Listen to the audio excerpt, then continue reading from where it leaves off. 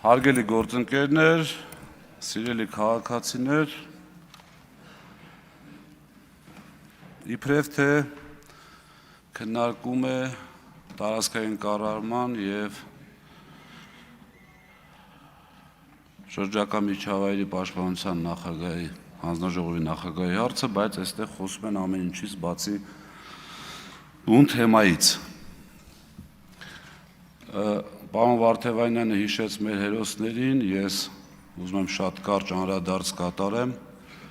մի իշխանության օրոք, որի ժամանակ թիվը չասեմ, հաշվի առնելով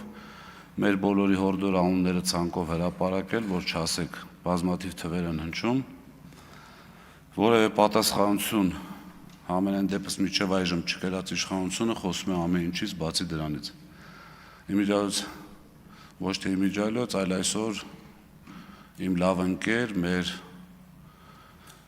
Գարիկ Գալյանի որդու, Մխիթար Գալյանի ծնունդն է, որը ևս, այսպես ասած, առաջացնում է նորից հիշողություններ, չնայած երբեք չենք մոռացել։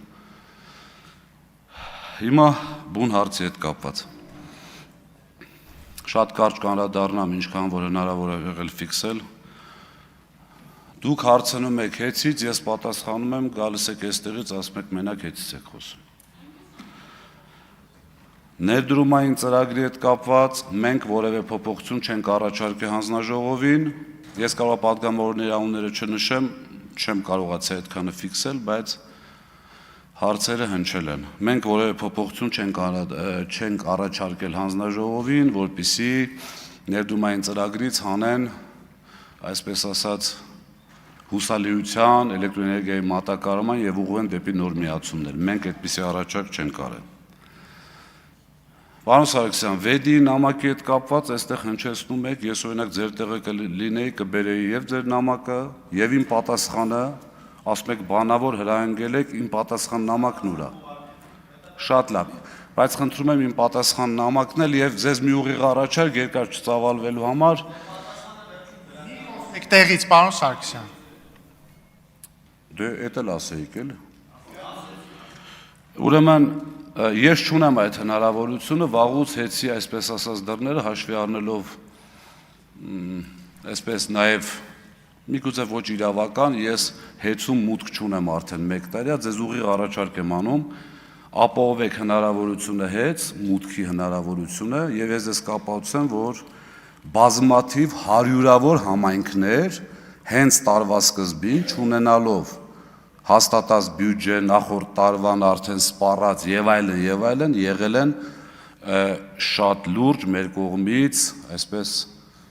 ոնց ասեմ, լավություններ կամ խնդրանքները բավարարվել են։ Շատ մեծ ուղիղ առաջարկ եմ անում, հետո գանք ես եւ դուք այստեղ տեսնենք ինչ է արվել, ոնց է արվել։ Այստեղ չի խոսվում հարյուրավոր, եթե ոչ հազարավոր այն ընկերությունների կամ այն հիմնարկների մասին, որոնց մալուխները գտնվում են իրենց բալանսային պատկանելիությանը։ Այսինքն որևէ վթարի դեպքում հեծը որևէ կերպ չպետք է անգամ ընթառաջի եւ գնա դա սարքի։ Ինչի համար, որովհետեւ դա այդ ապրանքանյութական արժեքը ձևակերպելու խնդիր է ունենում։ Բայց դիմեք ձեր գործընկերոջը Երևանի քաղաքապետին եւ բոլոր մարզպետներին եւ ասեք ինչքան մանկապարտեզ, ինչքան դպրոց, մալուխներ են պայթել, ներքին տնտեսությունում են խնդիրներ եղել եւ մենք ինչքան ենք օգնել իմիջիայլոց, դա շահույթի հաշվին հաշվի առնելով, որ դա չենք կարող հաշվի առնելով մեր տնտեսության վրա չի ներդրված այդ ապրանքանյութական արժեքները մենք չենք կարող դա անել։ Իմիջիայլոց այդ որ ասում եք Վոլյուսը չգիտեմ ինչ արեց, եկեք իրար հետ եթե ուզում եք պատտվենք, տեսեք, որ շատ գծեր եւ 110, 35 եւ 10,000-ի գծեր անցնում են հենց արոտավայրերի վրայով։ Շատ անվտանգության գոտիների խախտումներ, եթե չեմ սխալվում, 10,000 եւ ավել են դեռևս շատ վաղուց, դա արդեն քաղաքական իշխանության խնդիրն է, դրա լուծումը ոնց տա։ Նախկին եւ ներկա հեծից եք խոսում, մեր գործընկերու գրածից եք խոսում։ Ժողովուրդ, ձեր չաթը հրապարակվեց, եթե չեմ սխալվում, ինչ որ մեկն է ձեր չաթում ասում էր լավ, այսքան ժամանակ լույս չունենք, տենակ կառավարիչը լույս ունի թե չէ։ հետո ջնջեցին այդ չաթից, հետո այդ մարդուն չգիտեմ ինչ արեցին, միգուցե հույս ունեմ ողջ առողջ է, բայց ամեն դեպքում էդ էլ խոսացեք։ 3 մարզ, ճշտեք կիմանաք կա այդ թեման, 3 մարզ ամբողջովին հոսանքազրկումը, դուք ստե գալի ասում եք հեցի ժամանակ ինչ որ միտեղ հոսանքա գնացել, մեր ժամանակ։ Լուրջ չի, հիմա մի փոքրիկ օրինակ բերեմ, մեր համագյուղացի, այսպես գյուղի ժողովրդի համար ասեմ, հիմա պատկերացրեք, մեկը դուրս է գալի գյուղա մեջ ձեր մասին բան է ասում։ Գնում տենում ես առանձին կամ բոլորի մոտ ասում ես եղբայր, էս սենց չի, սենց է։ Հարց ունենաս, արի խոսանք։ Հետո մեկը լսում ես, որ հաջորդ օրն էլ է գնացել գյուղա մեջ էլի խոսացել։ Նորից ես ասում, ասում ես եղբայր, էս սենց չի, սենց է։ Եթե ուզում ես, արի բացատրեմ, ճիշտը խոսես։ Հետո տենում ես 4-րդ, 5-րդ, հիմա թե գյուղա մեջ այդ մարդուն ինչ կանեին, այդ արդեն թողում եմ ձեզ, դուք երևի ավելի լավ պատկերացնեք։ Ուրեմն իրապա մարմինին հանձնելու հետ կապված մի դեպք կա իմիջիալոց ձեր մարզում, ուղղակի ազգանունը չտամ, եթե կարիք լինի կտամ։ Մոտարապես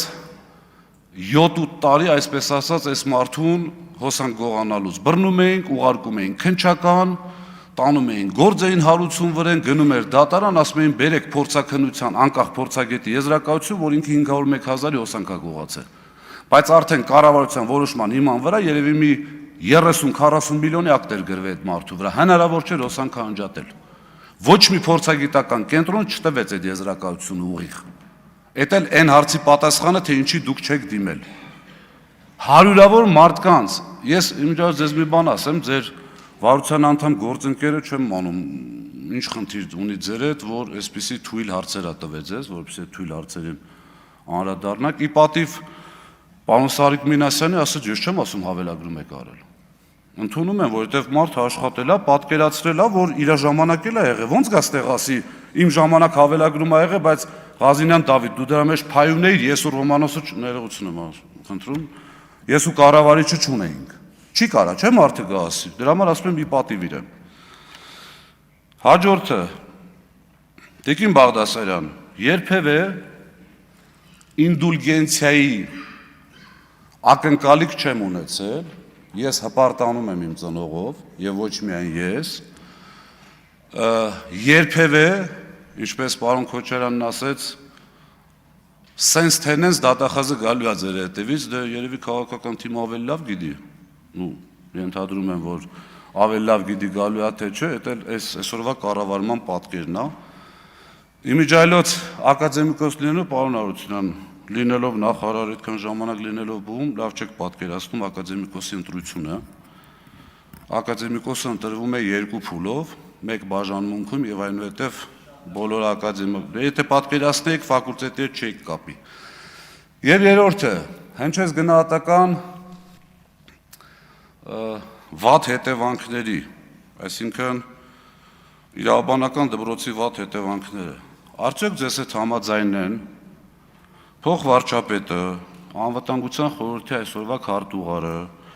գլխավոր դատախազը, արդարության նախարարը, առողջապահության նախարարը, ներքին գործերի նախարարը,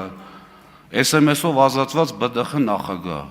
արդյոք ձեզ հետ համաձայն են, որ իրենք վատ հետևանքներն են։ Մի արձագանքեք, իմիջիայլոց այդ պարոն Ռուբինյան, Այդ տեսեք իրավացի եք, հեչ ճիշտ չի, որ տեղից արձագանքում են։ Դուք բավականին հեռացել եք բուական համակարգից եւ այսուհետև խնդրում եմ, որպիսի ընտանիքը չթիրախավորեք, պատասխանը կարող է լինել միգուցե քաղաքական շատ ավելի կոշտ։ Հիմա մենաշնորհի մասին եք խոսում։ Մենք ասում ենք մի հատ անուն ազգանուն տվեք, ասեք Պետրոսյան Պետրոսը ձեր որոշող մարդկանցից ասել է, այս մարդը պիտի տենդերի չմասնակցի։ Չունեք այդ անուն ազգանունը, խոսում եք Պեկի սենյակներից, կամերաներով, բերեք այդ անուն ազգանունը տվեք, ով ինչ-որ մեկ ուզեցել է տենդերին մասնակցի, մեր մոտից ինչ-որ մեկը թույլ չի տվել, կամ ասելով, կամ որևէ գործողություն անելով։ Եվ ամենակարևորը, քննարկում ենք տարածքային կառավարման